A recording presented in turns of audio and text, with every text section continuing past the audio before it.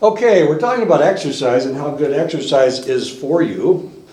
Unfortunately, of course, exercise will keep you young. Exercise will make you live longer. Are these important things for people? Sure. We go to the doctor. We want to cure our diseases so we don't die young.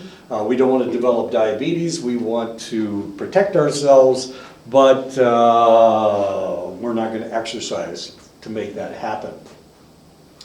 Exercise ranks as one of the lowest priorities among Americans, especially in minority women. And of course we saw the picture, oops, wrong way. We saw the picture of the lady two ladies who are probably a little bit large. This lady's arm is about the size of my leg, and there ain't no muscle in there. There's not a whole lot of muscle in there. Anyway. And of course he's kind of big as well. I'm sure he's big boned, but he's also obese. Exercise was once discouraged among older adults and didn't become something that they did until the jogging craze of the 1970s. So if we're talking about tradition and we're talking about what our grandparents did and what our parents did, the reality was they worked really hard all their lives.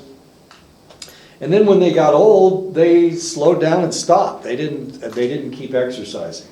And this was common. This was very common for people that fought in World War II. It's very common for people that fought in World War I. Once they became old enough, they just stopped. They slowed down and they didn't do any more work.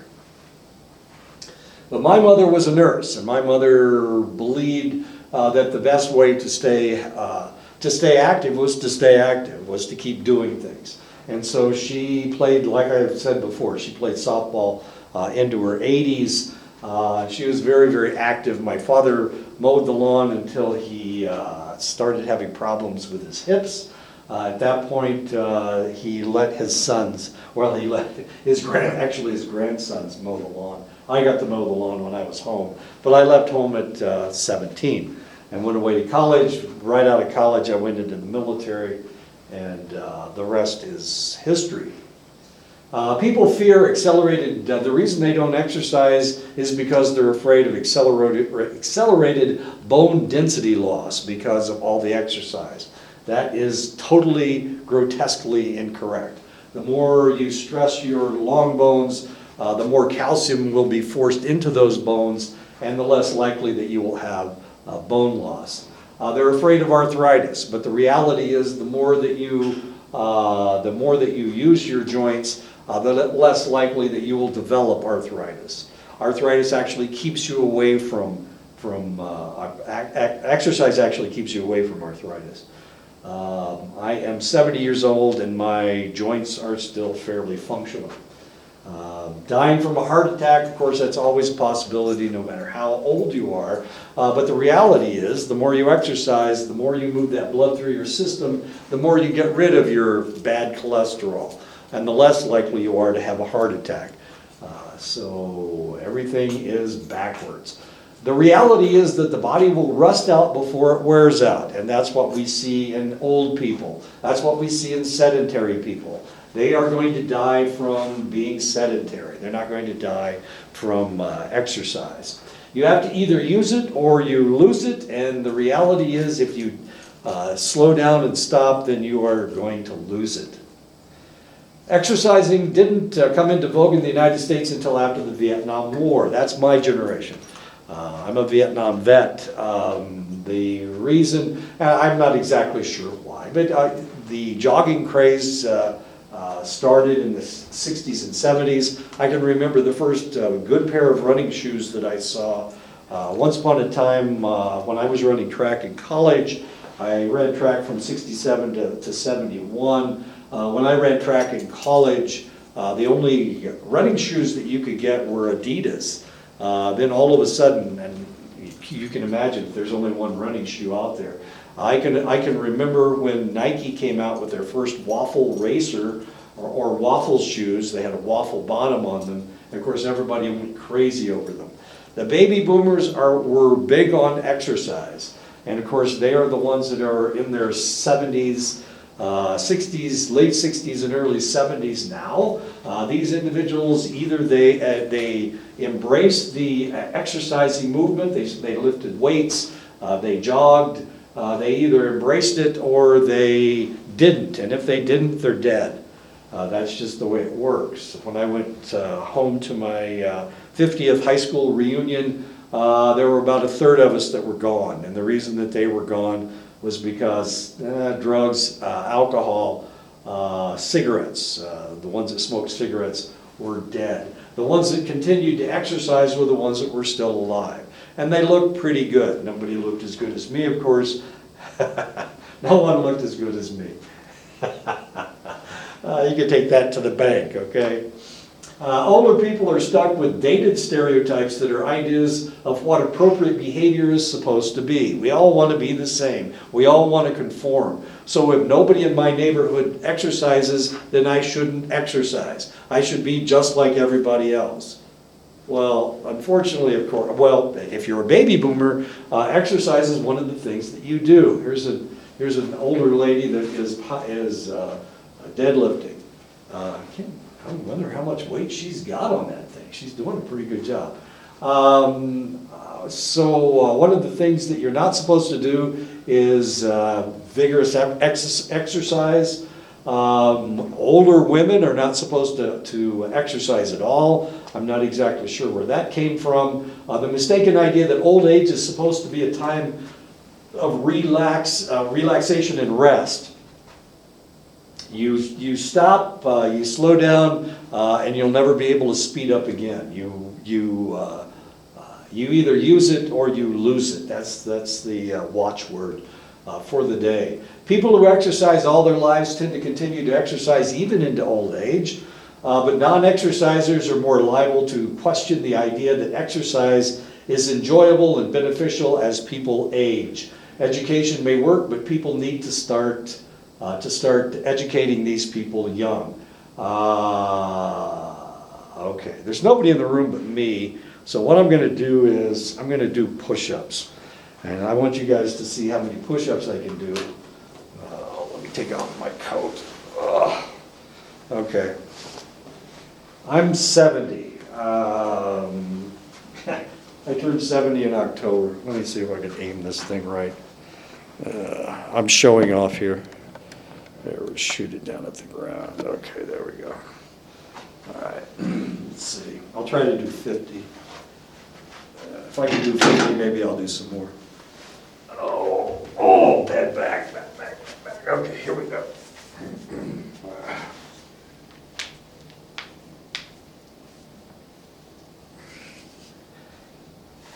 10.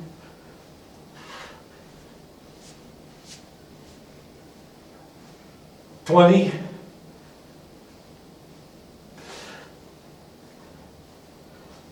30.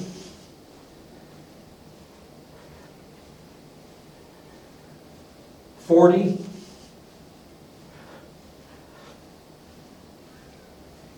50.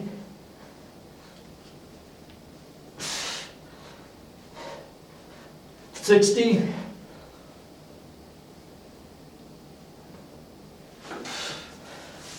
'Okay, there's 65. That's not so bad. Okay. You can match me anytime you want. Let me re-aim the camera. There we go. Okay. I'm going to leave my coat off for a minute. If exercise feels like work, that was kind of like work. It will be hard to keep it going for very long. If the exerciser approaches the activity as if it were play, like I was doing, they're more likely to seek it out. Sometimes the individual is focusing on the more unpleasant aspect of exercise, a phenomenon known as forecasting myopia.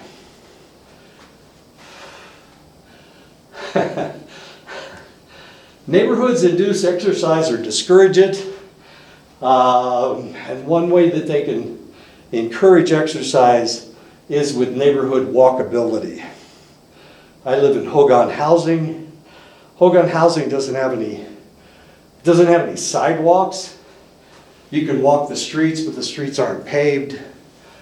I'm not exactly sure you would call that neighborhood workability. Factors that promote exercise: feeling safe in their neighborhood, when people don't feel socially isolated, when exercise facilities are available locally. Okay. You can look at this if you want. This is my grandson jumping on the bed. It's kind of funny. With school budget cuts, physical education classes are often the academic programs that are the first to go. And this is really unfortunate. We have a health problem in the United States. Yet what program are we cutting? We're cutting phys ed. Only about 30% of high schools are still holding physical education classes in the United States. This is down from about 42% in 1991. Of course, when I was in high school, this was back in the 60s. When I was in high school, we had phys ed through our sophomore year. And it was good for me. It was good for us. I can remember wrestling when I was a sophomore in physical education, doing pull-ups, doing sit-ups, doing push-ups, and competing with all the other males as far as push-ups and whatnot are concerned. Regular physical activity in childhood and adolescence improves strength and endurance. It helps build healthy bones and muscles. It helps control your weight. It reduces anxiety and stress, so maybe the increase in suicide could be cut if we would allow our students to exercise. It increases self-esteem, it improves blood pressure, and it certainly helps your cholesterol level. Physical activity helps improve academic achievement. Physical activity improves cognitive skills and academic behavior. People are more likely to stick with an exercise program if they enjoy exercise, of course. You're in the psychology program at Dene College. Right now there's two of us in the psychology program, Professor Barber and me. We are both weightlifters. We both lift weights. I'm a maintenance lifter, he's more of a bodybuilder, but we're both into exercise. He lifts just about every day. I lift once or twice a week. But this is very important to us. Despite the fact that we're both overworked, we both have overloads, we both find time to exercise because it does all kinds of nice things for you. It does all the things that we were talking about before. If I can go there. There we go. Wait a minute. There we go. Strength and endurance builds your bones and muscles. Of course, I don't have to worry about my bones. I do need to worry about my muscles. It helps control my weight, reduces anxiety and stress, and that's really probably more why we do it than anything else. It increases your self-esteem because you feel like you can handle just about anything. And of course, both of us have high blood pressure, so it controls your blood pressure and cholesterol level. Well, my blood pressure is a lot higher than his is. Okay, so how do we do this? We'll stick with an exercise program if we enjoy exercise, of course. If you have a habit of exercising regularly, like I lift every Thursday evening, Thursday afternoon. Thursday about 3 or 4 o'clock, I'll go over to the gym and lift. You need to do it on a regular basis. I run every weekend. I run on Friday morning, on Saturday morning, and Sunday morning. It is a routine. If it becomes a routine, you're more likely to stick with it. If you grew up in families that exercise, obviously my family did. We all were athletes, except for my sisters. Back then in the 60s, there were no female athletics in Indiana. So my sisters didn't really have anything to do. They have social support from relatives, friends, and coworkers to exercise, and of course, Jeremiah and I, Jeremy, Professor Barber and I kind of compete with each other. Not really, because he's more than half my age. He's less than half my age. He's 32 and I'm 70, so us competing with one another doesn't make a whole lot of sense. Attitude and self-efficacy is favorable to exercise. Perceive ourselves as athletic. And of course, I do perceive myself as an athlete. You missed my push-ups. I did push-ups. Oh, man. I know, I did 65. What happened, Bruce? Well, you'll see it. Watch the movie. It's on the movies. See. I know. And I do perceive myself as an athlete. Believe that people should have responsibility for their own health, and of course, we both of us do, certainly. You did wear that hat, though, and that's a really serious problem. Researchers have found that keeping your exercise participant motivated is not a sure thing. I mean, it works for you, it works for me because you're a cross-country runner, works for me because I've been an athlete all my life, so it's not so difficult for the two of us. But if we weren't athletes, and superb athletes at that, right? Yeah, okay, yeah. I mean, why is it so difficult though for people to? Why? They're To do lazy. that. They're just lazy. There's something wrong with people, especially Americans. Many people find it easier to start an exercise program than it is to keep it going. That's why the gyms like to sell memberships, because they only get about 30% of the people who actually buy a membership to come in and exercise. So they don't have to really worry about it. They can sell a lot more memberships than they have room for these people to exercise, because most of them don't come in.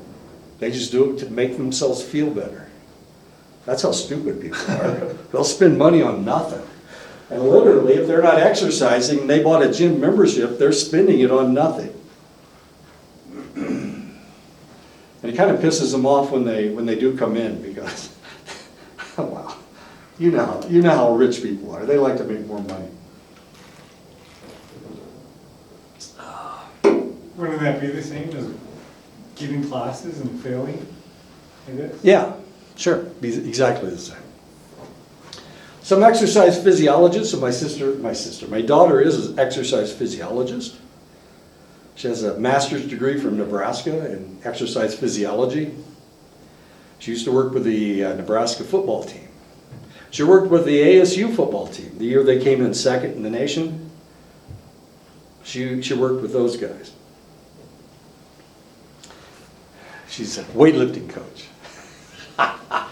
She's all of 4'11", but she's a weightlifting coach. Some exercise physiologists have used techniques such as listing the obstacles to make them aware that they might have problems, allows them to deal with motivation consciously. The reality is that I'm really tired. I'm really tired. I'm teaching 7 classes. I took over that class for Dr. Standing Courage.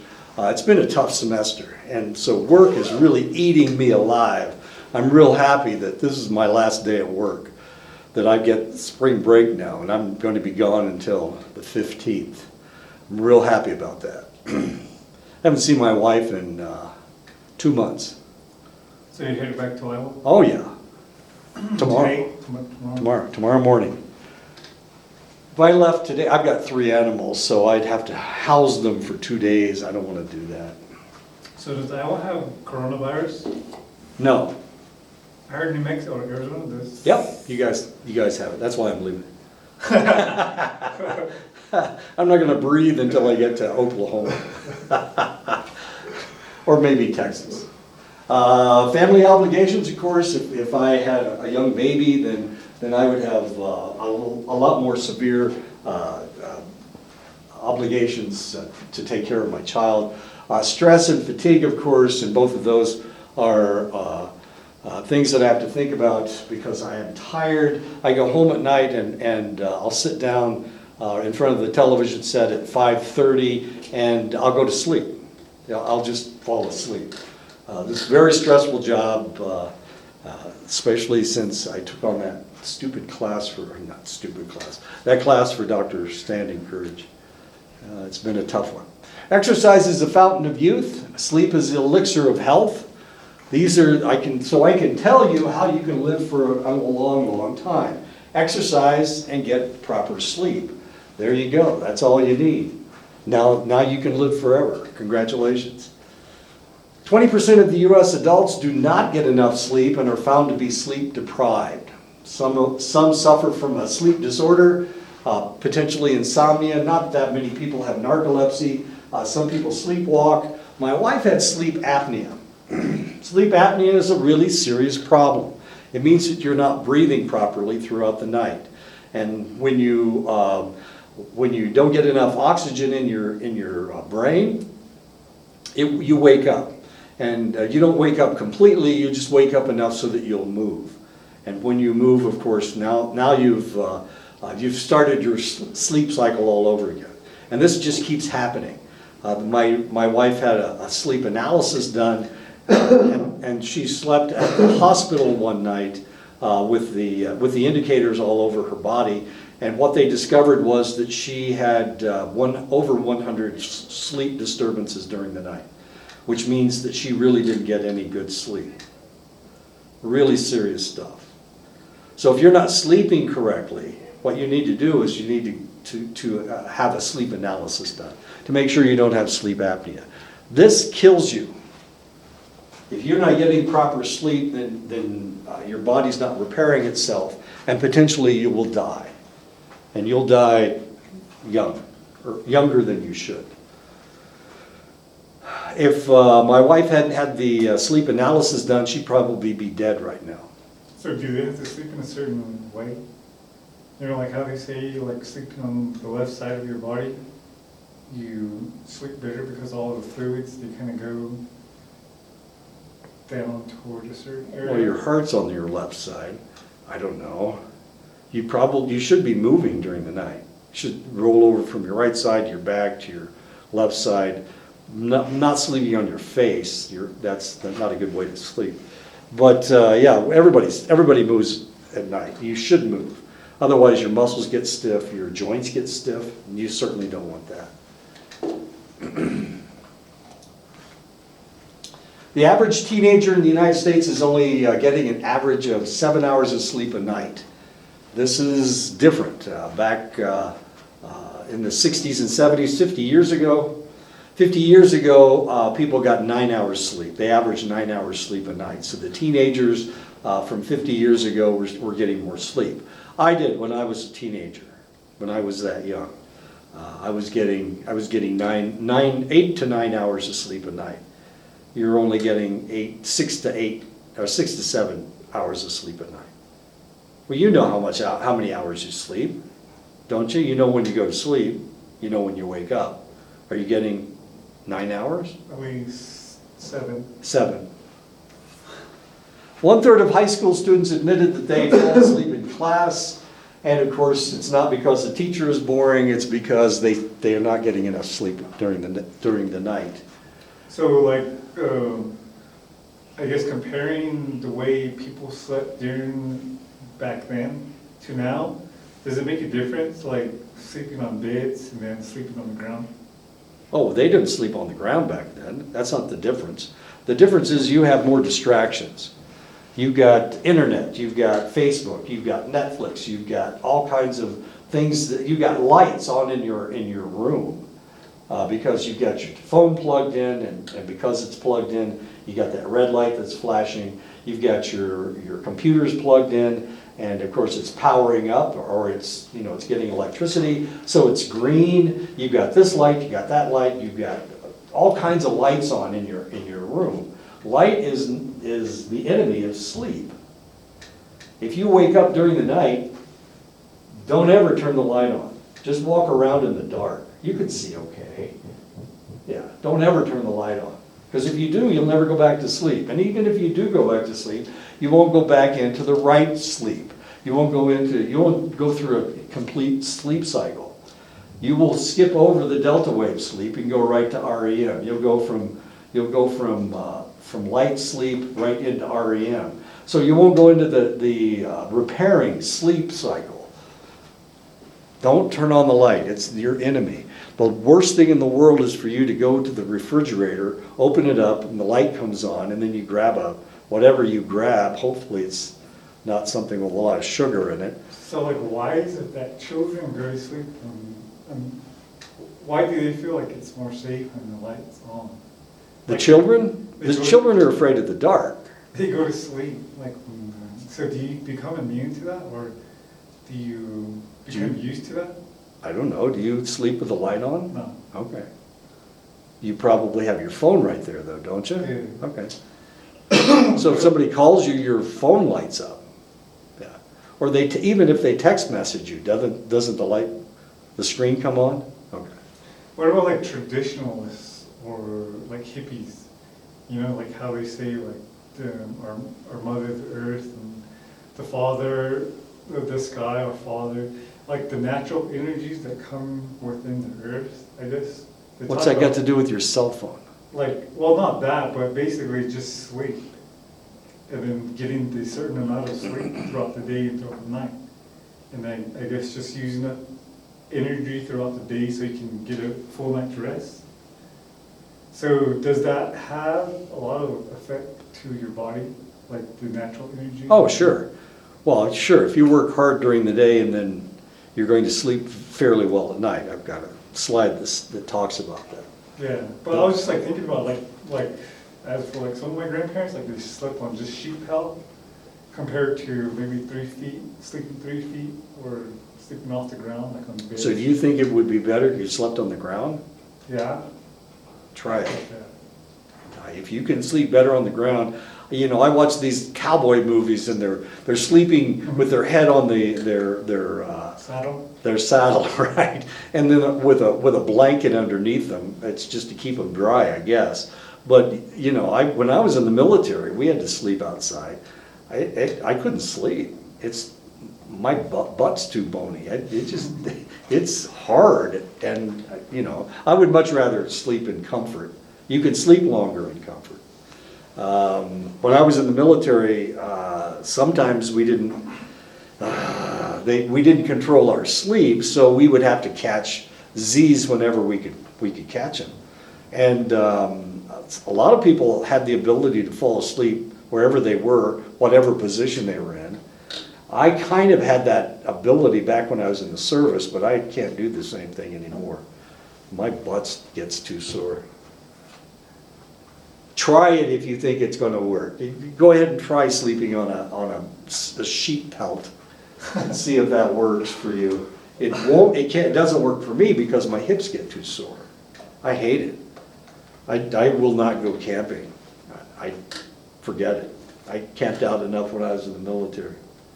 I'm done.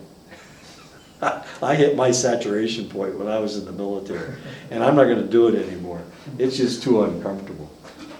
Yeah, it's kind of hard to sleep on hard surfaces. I couldn't sleep on this floor right here. Well, I could for about one sleep cycle, but I'd wake right back up. I could sleep for 20 or 30 minutes, but I would wake up, and I'd be sore afterwards. Of course, I'm an old man. What am I talking about? The human body operates on an internal 24-hour clock called the circadian rhythm.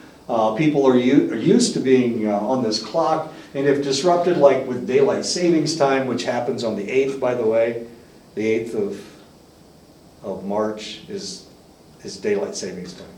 Okay, just a hint. It's next Sunday. So the time's gonna go back? Jump forward. You lose an hour. Oh, okay. Yeah. You're going to lose an hour because you had a 25-hour day back in October, and now you're going to have a 23-hour day in March. So you're going to lose an hour of sleep. I know, it's a ripoff. But we're going to be on spring break, so that's perfect. We can just sleep right through the time change. I don't know how far you've ever gone. Well, you've run in cross-country meets on the East Coast, haven't you? That's terrible. Flying against the clock like that, that's terrible. So you get there and it's like, Jetlag? Yeah, jet lag. It's like 3 o'clock in the morning and you feel like it's, I don't know, you feel like it's midnight and it's 3 o'clock in the morning. I got used to it pretty quick though. Well, that's because you're a young puppy. Yeah. If you were an old man like me, it wouldn't be so easy. The human body uses a period of light and dark to set our clock, and this is known as Zeitgeber. Zeitgeber is German for time givers. So it's something that gives you time, and it's the way that your body works. When I was in the military, let's see, how can I explain this? I was in a medical unit, and we had if you've ever seen MASH, we had one of those types of hospitals. It was a mobile hospital. And we had to practice moving it. And we also had to practice setting it up and functioning inside the hospital. So when we were in Germany, the Germans, during World War II, they dug all these caves. So what we would do is we would set it up outside, and then we would, in 6 months, we'd have to do the same thing. But this time, instead of setting it up outside, we set it up inside the caves. Now the problem with the caves was that they were supposed to seal them. This is where we were supposed to go if the Russians attacked us. We were going to go into the caves. So we had to practice being in the caves. Now the problem with the caves was, it wasn't the light, there was light all over the place. They were all lit up, but the lights were there all the time. So we always had light. So our brains had to adjust to being underground. We didn't have the sun, so we couldn't tell night from day. So our brains had to adjust to being underground. We were supposed to be under there for 2 weeks, but they had to cut it short. And the reason they cut it short was because people were getting off their circadian rhythm. You lose about an hour a day, strangely enough. Your brain thinks that you're functioning for 24 hours and you're only functioning for 23 hours. So by the time we were out of there, we had lost 10 hours. We had all lost 10 hours. So when we went outside, we thought it was supposed to be nighttime. You know, we had this natural circadian clock in our brains. We were supposed to, it was supposed to be, we thought it was 7 or 8 o'clock at night. It turned out to be 7 or 8 o'clock in the morning instead. The sun had just come up. And it freaked people out because they went outside and they were waiting for the sun to set. And they couldn't figure out why the sun was setting in the east instead of in the west. And people got all screwed around. I mean, just all turned around. And it was in the mountains. So, you know, it's in the mountains. So the sun, you can only see the sun at certain times, only when it's straight up. Mm-hmm. You know, it's the only time you can see the sun. And here we're waiting for the sun to go down, and we couldn't figure out what was going on. Now, sometimes the sun actually does set in the east. If there's a storm in the west, and that's blocking all the light, then it looks like the sun is setting in the east. And that's what happened that day. And because of that, everybody just got all screwed up. There were some people that had a mental health problem with the whole situation. So it's one of the reasons that they pulled us out early. They were asking us, you know, what time do you think it is? You know, is the sun up or is the sun down? Does it bother you whether you know whether the sun's up or the sun's down? It's the same thing that happens with people that work graveyard shift. They work from 12 o'clock at night to 8 o'clock in the morning. You know, they have to sleep they sleep as soon as they get home. So they're sleeping during the daylight hours, and they're waking up just as the sun's going down. Yeah, it really screws you up unless you get used to it. Anyway, so we had some people with psychiatric problems after we put them, and this is because their Zeitgebers weren't very good. I was okay, my wife was okay, but there were nurses that were just freaking out. What about like individuals like from Alaska or like Eskimos? Like, is it normal to them? Oh, because they don't see the sun in the wintertime? Circadian rhythm, like. Yeah, but see, their circadian rhythm is degree of darkness, has to do with degree of darkness. They only see the sun, you know, about this much of the sun right at noon. Yeah, right at noon. That's all the sun that they see in the wintertime. because they're so far north. We saw the same thing in Montana. You know, Montana is right up against the Canadian border. So we saw the same thing. We were only getting 5 and 6 hours of daylight in the wintertime. So, yeah, people were getting a little freaked out. So they would do things like, they really like going to school because the school has white lights. This is good for you because it's just like sunlight. So this is good for you, these fluorescent lights, because it's white light. So, yeah, so you're thinking, well, do you see the sun all the time? But if you lived in Canada or Montana, where you only see 5 or 6 hours of daylight, you kind of get depressed because you don't see enough sunlight. What about like places like Chicago or maybe even Seattle? Like where It's rains. cloudy all the time, it rains all the time. Yeah, there's a lot of depression there in those two cities. Yes. My sister's kid, they live in Chicago. They used to live in Chicago. There's something wrong with people who live in Chicago anyway. Bright light sets the circadian clock by activating light-sensitive proteins in the retina. These proteins signal the suprachiasmatic nucleus to decrease the production of sleep-inducing melatonin. This is why cloudy and rainy days make you feel drowsy, because you don't get enough light. And then they make you feel drowsy. Now, I like cloudy days. I like rainy days. It doesn't bother me at all. But then again, I'm from a place where it's cloudy and rainy a lot. I'm from Indiana, where it used to be a swamp, so now there's a lot of cloudy days. We don't have a lot of bright, sunny days. Even when there's always haze, there's almost always haze. So we never see bright sunlight. Hardly ever see bright sunlight. It's always hazy. The sky's this pale color of blue. It's not bright blue like your bag.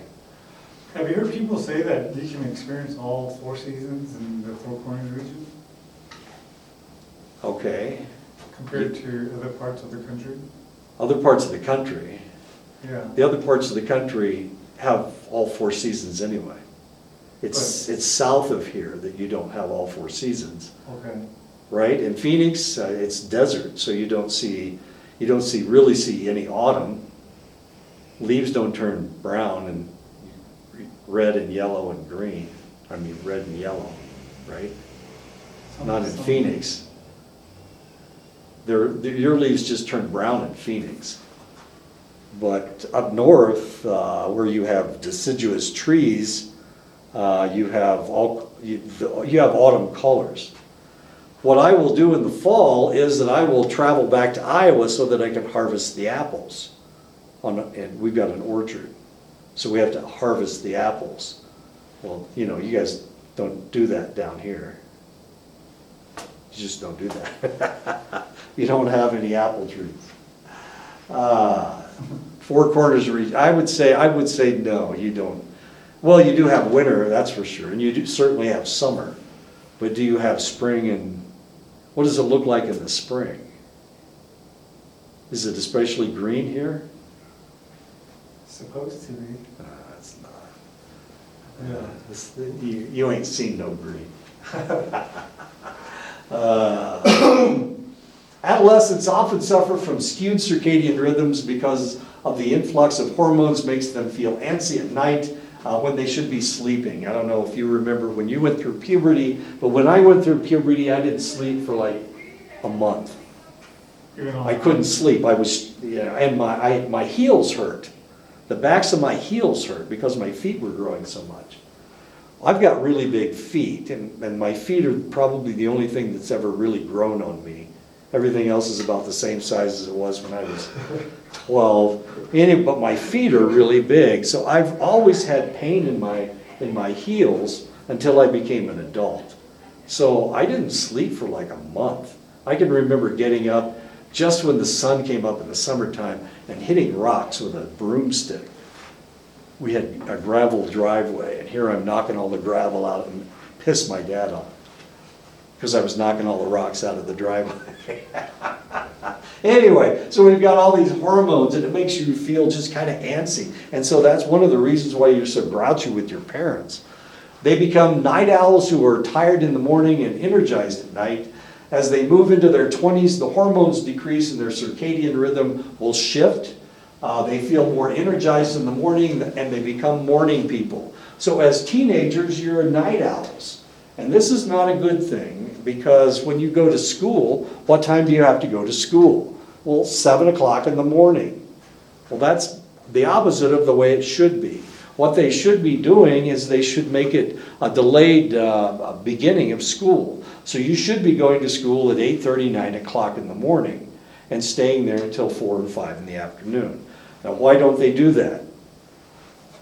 We already know that they don't have exercise programs. They're doing away with physical education in high school. So why in the world are they starting the school day earlier?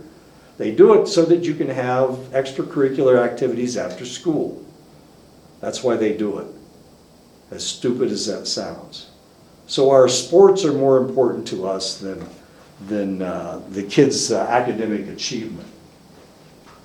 They feel, okay, people who are morning people tend to do better in school and are less vulnerable to depression.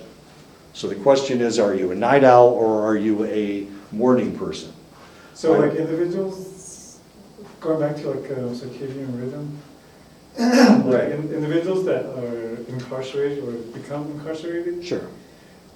do they tend to, I guess, lose touch with that No. and maybe become more depressed? No.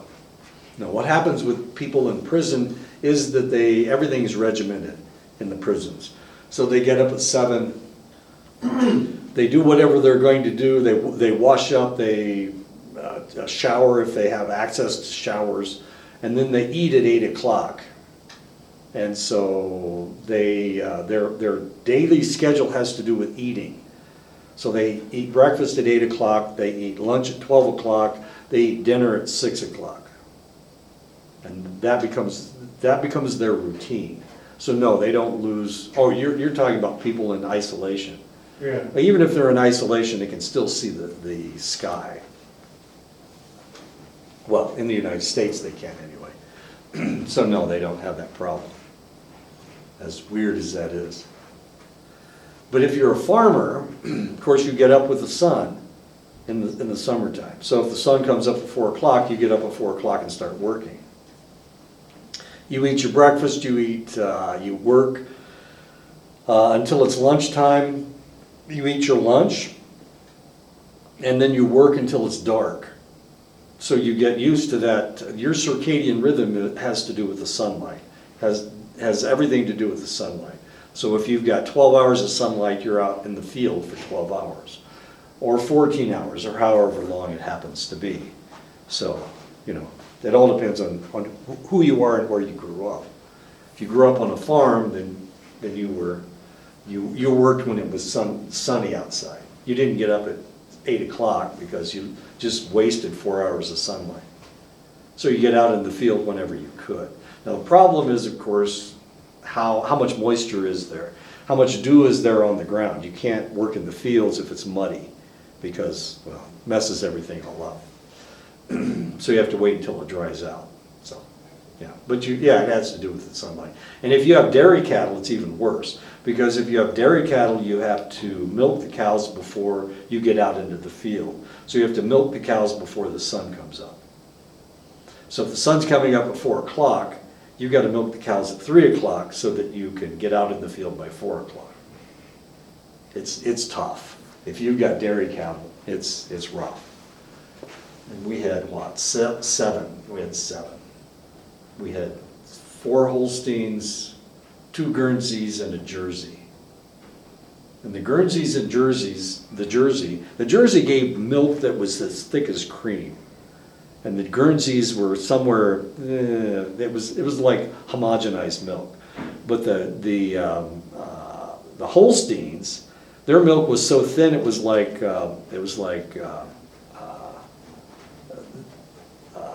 skim milk. It was blue. I mean, it had so little fat in it. So we would have to mix the milks together to make to give it enough cream content. It's not important. A person will go through 2 or 3 full sleep cycles a night, consisting of 90-minute cycles containing 5 distinct stages of sleep as gauged by the electrical activity in the brain. Stage 1 is alpha wave sleep. That's what's happening if you're just kind of sitting there and you're about to fall asleep. You're probably in alpha wave. You know, you can barely keep your eyes open. You're in alpha wave sleep. As soon as you do close your eyes, you drift into theta wave sleep. And if you stay asleep for about 5 minutes, then you drift into light delta wave sleep. And then if you stay asleep for 20 minutes, then you'll drift into deep delta wave sleep. And that's where you repair your body, in delta wave, the deep sleep.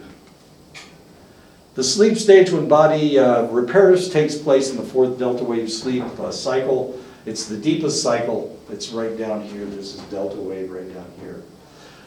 Dreaming takes place throughout the sleep cycle, but more realistic dreams occur through stage 4. And this is kind of a problem because when people have PTSD, what they do is they have realistic dreams.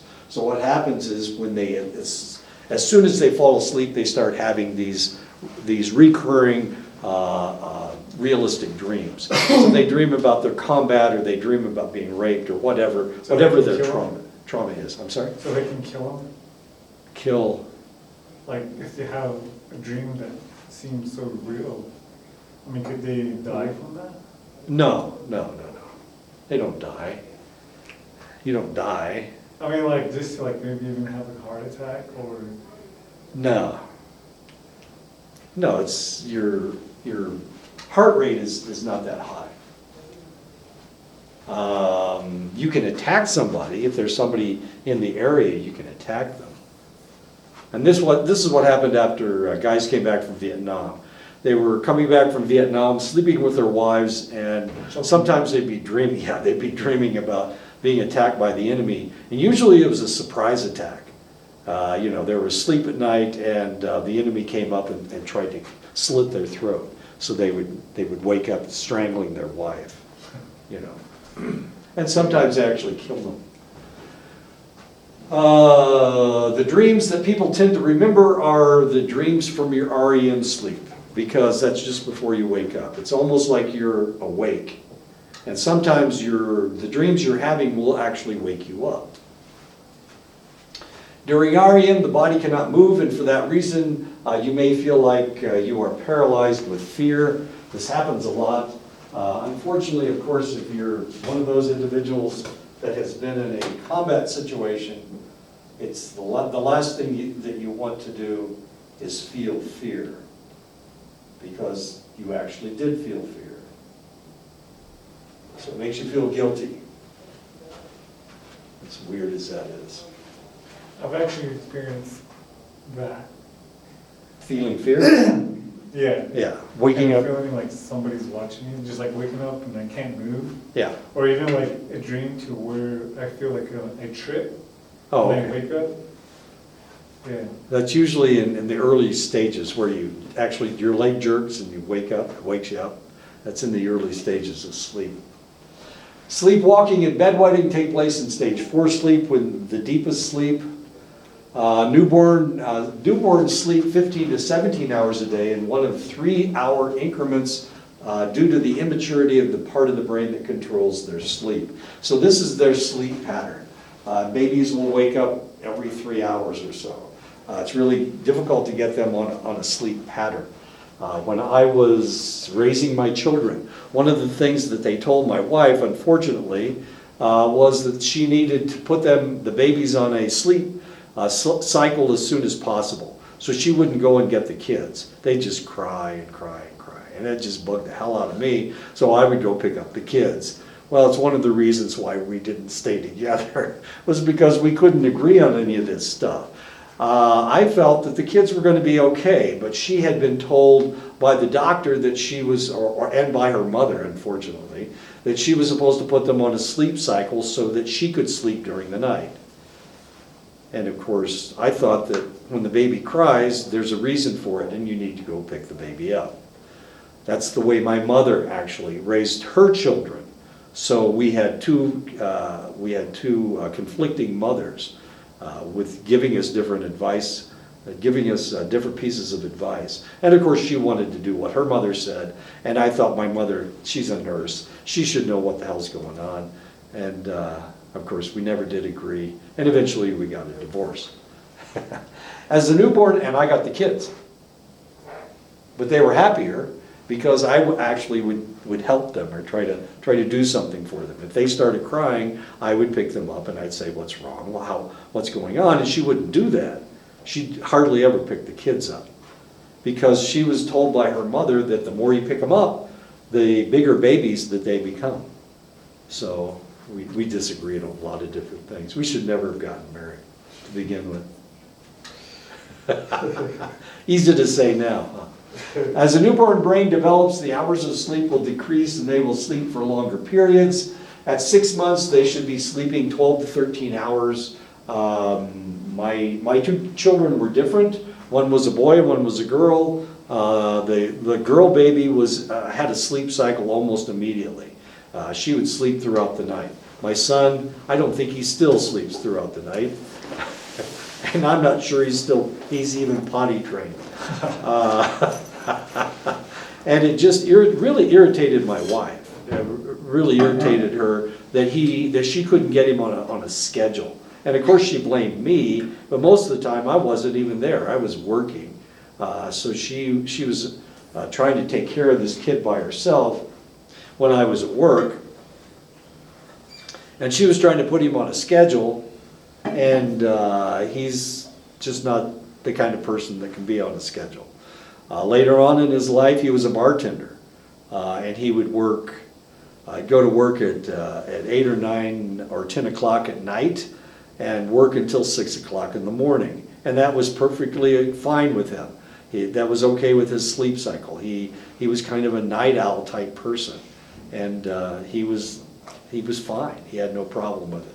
Unfortunately, of course, she disliked the whole idea that he didn't sleep at night because she felt like, well, she didn't want to, he was breastfed and she didn't want to wake up and feed him.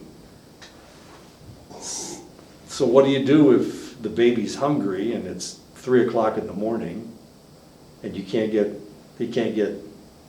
his source of milk awake to feed him? What do you do? I know I did something really horrible.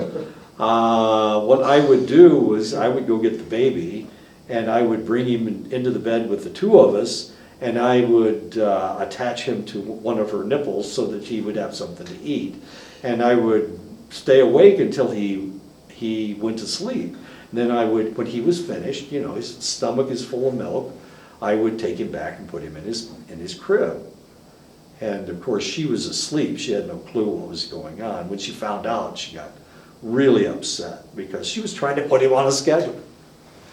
So, like the environment of infants or children, does that make a difference? Like how some people, they go to sleep Right. listening to music, and other individuals go to sleep when it's just dark and quiet.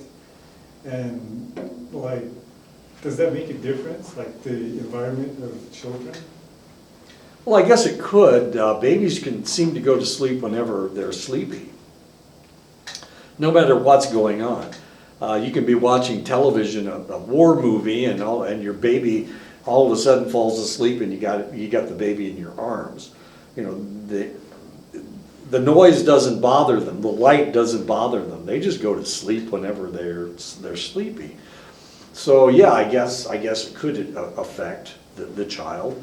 I don't remember ever putting the kid to sleep or either of our children to sleep with music, but it was usually dark. Or like in a neighborhood where there's like A lot of noise. train and like vehicles. Well, they get sirens. used to it. Yeah, you get used to it. You've got military people that can fall asleep during an artillery barrage.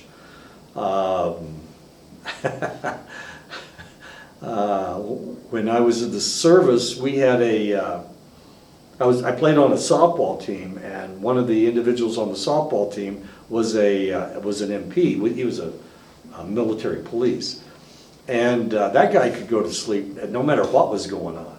I mean, it was nuts. One time we were on a train, and nobody could go to sleep because it was a troop train, and the thing made all kinds of horrible noises. I mean, it squeaked, and of course you had the wheels rolling over the track, and it was click, click, click, click, click. I mean, it was terrible. And not only that, but the Russians kept, we were going to East Berlin, and from Frankfurt. And the Russians kept knocking on our windows. Every time we would stop at a station, the Russians would knock on our windows. You know, click, click, click, click with their batons. And this guy slept through the whole thing. He slept through. He went to sleep in Frankfurt and he woke up in Berlin. But the rest of us didn't get any sleep at all. Of course, we had a softball game to play the next day, and we were, you know, all of us were dead tired. I think he hit 5 home runs that day. He was the only one that got any sleep. We won anyway, but and I think we won because he hit all those home runs, if I'm not mistaken. The rest of us were just dead ass tired. But he could sleep in anything, even with those Russians knocking on the windows. And what they wanted us to do, see, we weren't supposed to open our curtains. We had curtains pulled across. We weren't supposed to look out. So what they were trying to do was get us to look out so that they could come on the train and complain.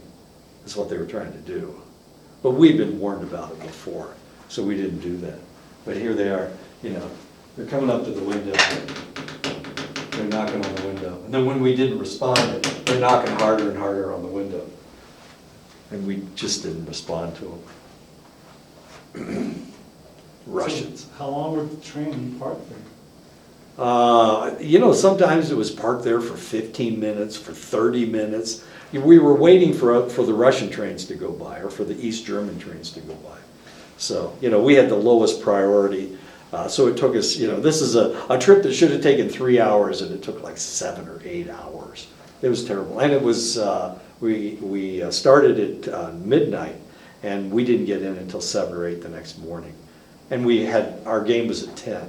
So we had to check into our rooms, change into our uniforms, and go out to the field. And of course, we were supposed to be sleeping in these. It's a troop train, but the beds were like this big, you know, and that's okay for me because I'm only 5'6", so I could squeeze into that thing. But we had people that were 6'2", 6'4", you know, and they had to squeeze into these tiny little beds, and they were pads on the beds about this thick, and the rest of it was springs. So it was like a cot, a really short cot. Oh man, were we a mess. But we won the next day, so we were okay. The average adult sleeps 6.8 hours a day through the week, and 7.4 hours on the weekend because they can sleep in. I can't because I have a cat that tells me that it's time to be fed. About 5:30 every morning she comes in and starts knocking things off my bureau. She is really a pain in the ass. When I do wake up and I try to chase her away, she runs away, and then as soon as I go fall back to sleep, she comes back and starts knocking things off my bureau. She keeps knocking my jump drives off. Wait a minute. See, she keeps knocking my jump drives off. And if it lands on the corner, it snaps it off. I know. She's a pain in the ass. I would kill her, but everybody hates this cat. I don't know why we don't just get rid of her. My wife hates her. I hate her. My grandson calls her the monster because you can't touch her. I don't know. We saved her life, and now we feel responsible. We must be Chinese. If you save somebody's life, then you owe them a life. Before bright electric artificial light, people would sleep throughout the dark. Now with TV, the internet, work schedules, and other distractions, we are more likely to suffer sleep deprivation. a phenomenon known as social jet lag. And of course, that is a serious problem. In one study looking at 65,000 Europeans, the researchers discovered that 69% suffered from at least 1 hour of social jet lag a week. So if you look at the light pollution in the world, and you see this every once in a while with the T-Mobile commercials, they'll show you where there's a lot of light. And of course, Europe, the whole continent of Europe is just one bright light. So there's a lot of light. I don't understand this. I would rather sleep in total darkness than have a little bit of light. So does the light refer to like service? When you refer Well, to- actually, the T-Mobile thing just shows you where they have service. But if you see a light pollution map, it'll show dark places in Montana. Wyoming has some dark places. Northern Arizona has some dark places, but Phoenix is lit up like a Christmas tree, like a Christmas tree. It's just nuts, all the light. And Tucson, you can see Tucson. And Los Angeles, oh my God. And the East Coast, the whole East Coast is just one mass light pollution. So you can't see the stars, you can't see the sky at night because of all the light pollution. Here you're okay because you're on the reservation. But Europe is that way. There's just way too much light. And because of the light, it throws off people's light circadian rhythm. Is Europe like a really big city, like New York? Or the place you're talking about in Europe? Paris, or around Paris, it's all urban. There's houses everywhere. Yeah, it's like New York City, if you've ever been to New York. Did you travel from New York to Boston? Yeah. Yeah. To Massachusetts. Yeah, it's just mass houses. There's no green grass. There's no trees. Well, there are trees, but there's houses everywhere. It's like a city. It's like a suburb of a city. Washington, D.C. is the same way. D.C.'s here, and then you go over here, there's Annapolis and Baltimore. It's just solid houses all the way across. When I was a kid in Indiana, there were a lot of farms. So, you could go out at night and you could look up at the sky and you could actually see the stars. And you could see the moon without any problem. But now there's so many houses between Indianapolis and where I'm from that you can't see the sky at all. There's just too much light pollution, as horrible as that is. Does it just seem like it's cloudy? It doesn't really seem like it's cloudy. You can see spots where the stars are, but you really can't see them very well. You can't see the weaker light, the weaker stars. So if you ever see pictures of people out in the desert where there's no light at all, you can see just tons of stars up there. Yeah, if you've ever been out there at night. But if you go to New York City, you can't see the stars. You can barely see the moon. As bad as it is. Anyway, Europe is the same way. Unfortunately, the other 1/3 suffer from at least 2 hours of social jet lag. So we have 69% of the population in Europe have 1 hour of social jet lag. And we have the other 1/3 having 2 hours of social jet lag.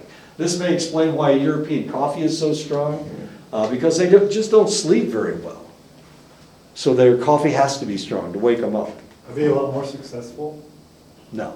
No. They'd like to think they are, but they're not. Sleep is an odd commodity. You need a certain amount of it to be healthy. Stress can make you lose sleep. Genetics controls it to some extent. You're either a good sleeper or a bad sleeper.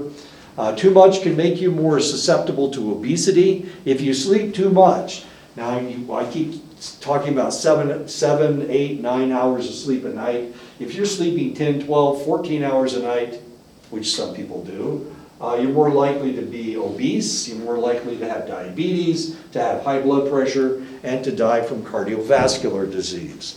So while too little sleep is not good for you, too much sleep is also not very good for you. Research looking at people suffering from arthritis has found that when pain reduces sleep, pain the next day is more intense. There's a reason for this. Sleep loss is linked to increased interleukin-6. It's a cytokine that signals inflammation and pain sensitivity. Thus, it exaggerates your pain perception. So the next day, you're more sensitive to pain if you can't sleep because of arthritis. Now, my wife thought she had arthritis. Remember, she had sleep apnea. All of this has to do with the fact that when she was in the military, she was stationed over in Korea. She was in a Bradley vehicle, and the Bradley vehicle rolled over. And when I say it rolled over, it hit, then it hit, then it hit, and then it rolled back onto its treads. So it hit actually four times. So she was in the vehicle, and she rotated around until the vehicle was back on its treads.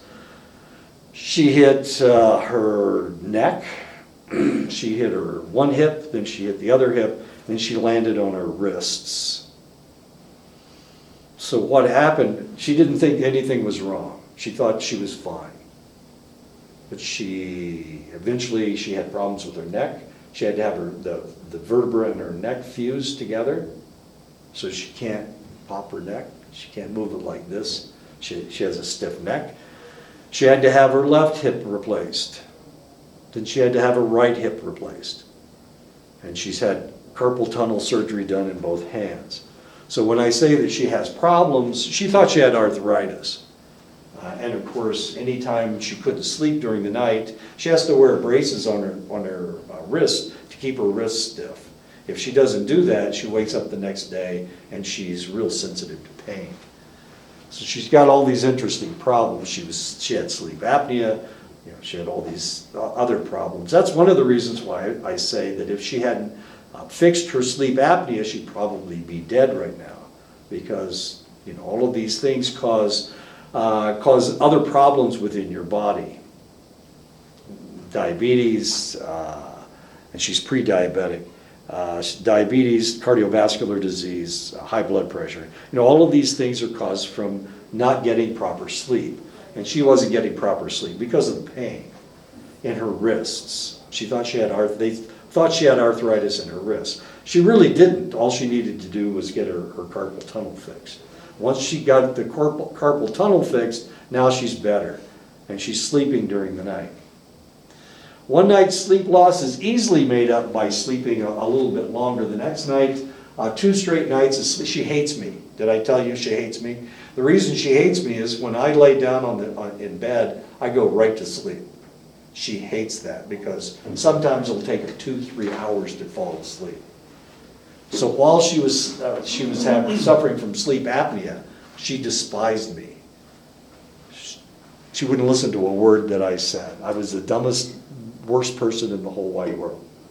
I know you agree with that, but So individuals that, I guess, get physically tired, they still can't, or individuals that experience this, right. and they get really tired physically, they still can't They still can't go to sleep. Yeah, it still doesn't regulate their sleep cycle. So if you don't sleep one night, one night you have a bad night of sleep. A couple nights ago I couldn't fall asleep. But last night I slept really, really good. So I'm okay. I'm all right. I'm leaving tomorrow for Iowa, so I should be okay. I shouldn't fall asleep while I'm driving. What if you're so excited you can't sleep? I don't know. My theory in life is, I don't use my watch at all. I don't have an alarm clock. I just wake up.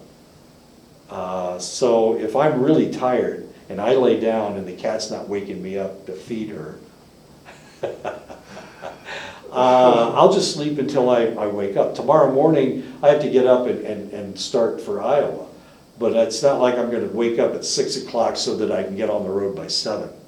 I'm not going to do that. I'll sleep until I'm all rested. I'll get up and I'll prepare everything. And I'll get on the road whenever. But as long as I get enough sleep, that's the way to do it. If you set yourself a schedule, then you're worried about the schedule. But I never worry about my schedule. I never do. I always wake up whenever I'm supposed to wake up. I've never used an alarm clock, ever, in my whole life. I've never needed one. I just wake up when I'm supposed to. I've had situations where I went to bed at 2 o'clock in the morning and I had to get up at 5 o'clock in the morning. I only got 3 hours of sleep. I went to bed at 2 and woke up at 5. I only got 3 hours of sleep, but I woke up when I was supposed to. I've got an alarm clock in my brain and I haven't figured out why. Everybody thinks I'm an alien, and that's a possibility. And it's some spaceship that's telling me to wake up, so that's a possibility too. It drives my wife crazy because she has to have an alarm clock or she won't get up. But she uses me as an alarm clock. When I'm there, she uses me as an alarm clock. 2 straight nights of sleep loss cannot be made up in one night, so you can't do that. In this case, the individual will go into sleep debt. 69% of college students operate in sleep debt, and I hope you're not one of those 69%. Insomnia is where the individual either has a problem falling asleep or wakes up early after falling asleep. 10% of adults complain of insomnia. 25% of older adults complain of insomnia. As you get older, especially if you do stupid things like drink alcohol or smoke cigarettes, it really screws up your sleep cycle. But as, of course, because you are using these drugs, tobacco and alcohol, it doesn't really bother you that much until you get really old. And then all of a sudden, you're only sleeping 3 and 4 hours a night. And of course, that's not enough. Everybody needs more sleep than that. So there's a lot of older adults, idiots that smoke and drink, that now they have problems with insomnia. Using sleep aids like sleeping pills or alcohol can make matters worse by suppressing REM sleep, and of course that's not going to help you at all. So if you're taking Ambien or you're taking ZyQuil or whatever's out there, if you're taking one of the Z drugs or you're taking Ambien to fall asleep, you can only do that for a select amount of time. You can do that for a select amount of time, and then when you go off of it, you're going to be worse than you were before. So the best thing to do is just to stay away from it. The two of us, I'll give you a hint what you should do. Just between the two of us, if you exercise, you'll be tired and you'll fall asleep without any problem. Chronic sleep debt promotes obesity, increased body weight, and increased BMI, your basal metabolic rate. Studies show that people who have restricted sleep patterns consume more calories, especially fat. Now, why would they consume fat if they're tired? Why would you consume fat? Well, the reason you consume fat is because it makes you feel better. Not only that, but fat has tryptophan in it, and tryptophan puts you to sleep.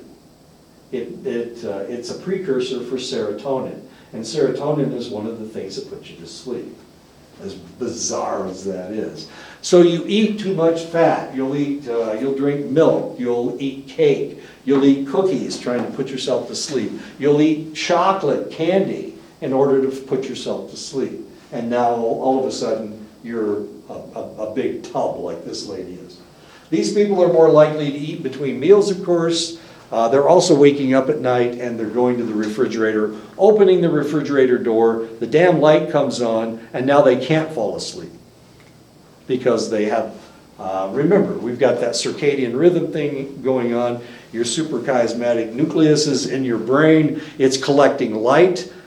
And now you've turned on the light. It's collecting more light, and it tells you that you need to stay awake. Whoops.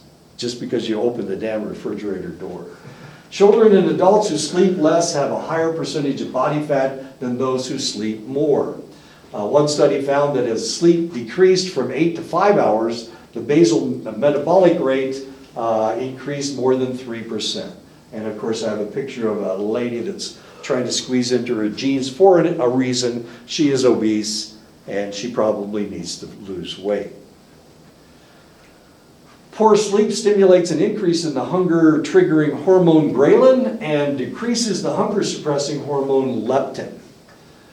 Sleep loss also elevates levels of cortisol, which promotes the storage of calories into body fat. And this is what happens to freshmen. Freshmen, when they're in high school, they're on a regulated schedule. When you go to college, now all of a sudden you have to make your own schedule. And because you're making your own schedule, you do it very poorly, and you gain weight. And this is what they refer to as the freshman 15. Now, obviously, as slender as you are, you didn't have any problem with the freshman 15, but some people do, and I'll show you some pictures of people that had problems. As you can see, she was relatively slender, and then after her freshman year, you can see she really porked out a bit.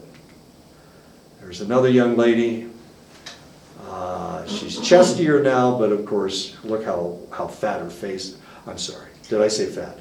How much larger her face. What about like individuals that I guess transition from high school to college? Like they're more, I guess, free to do Sure. anything? And eat all the crap that they want. Yeah, that. Slash too, pizza, plus yeah. Then again, they're more sexually active. So Potentially. being more sexually active makes them more fat. The sexual activity, I don't know. It's your choice. The lady on the left or the lady on the right. It's your choice, the lady on the left or the lady on the right. Yeah. Okay? It's your choice, the guy on the left or the guy on the right. You see what I'm talking about? Yeah. Okay, yeah. Yeah, see, they don't think there's any problem. Here we go. It's getting worse. Yeah, they do get a little paunchy, don't they? He was okay on the left, but he's been drinking too many beers. There you go. And beer is sometimes the problem. You can tell with this guy that it's all in his gut. Yeah. And this guy, it's all in his gut. So he started drinking beer, is what happened. You see this in Germans all the time. The Germans will have a big gut. You know, they'll be relatively muscular on top, but then they've got this pregnancy going on down there. Yeah. There we go. Yeah. And there's the beer right in front of him. Okay. So now we know why his face is so large. Yeah. So, like, when you talk about alcohol and drugs, so, like, I remember we were talking about, I forget what class it was, but, like, they used to send out these refugee packages with, like, cigarettes in Yeah. it. Oh, we used to get them, K-rations had Yeah. cigarettes in them, yeah. So, like, to help them sleep. It's not why they gave it to us. They gave it to us because they thought we wanted them. Nicotine makes you alert. So everybody was supposed to smoke.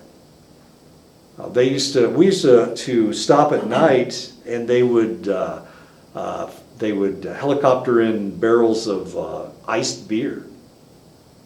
So we were all supposed to, if we weren't on duty, of course. If we didn't have the guard duty that night, we would drink beer. But that's what you were supposed to do. And they gave you a package of 5 cigarettes, and it was in every package.